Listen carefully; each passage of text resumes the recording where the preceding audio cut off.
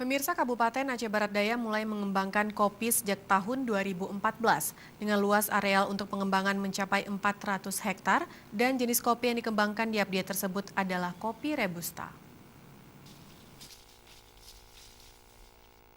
Kabupaten Aceh Barat Daya merupakan daerah penghasil pala dan lebih dikenal dengan daerah Pedes Gupai. Aceh Barat Daya juga dikenal dengan penghasil padi. Namun di balik itu, Aceh Barat Daya juga sedang mengembangkan kopi.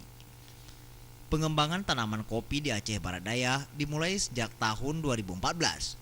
Di tahun 2018, luas pengembangan tanaman kopi telah mencapai 400 hektar.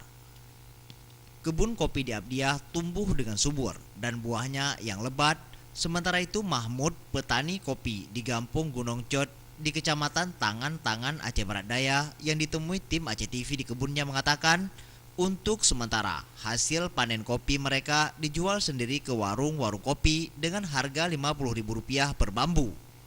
Mahmud juga berharap kepada pemerintah agar pemerintah menyediakan mesin pengolah kopi.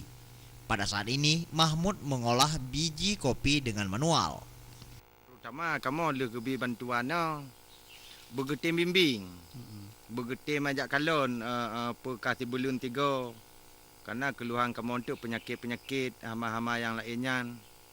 Karena long kalon emangnya cocok untuk budaya kopi di Abdia umum ji, tangan-tangan khusus ji.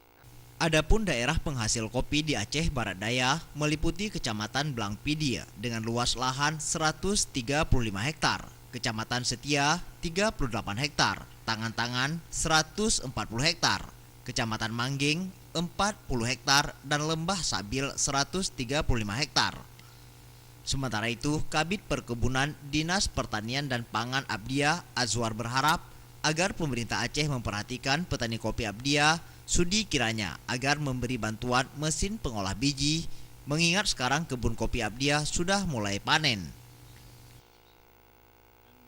Kepada pemerintah Provinsi Aceh supaya bisa membantu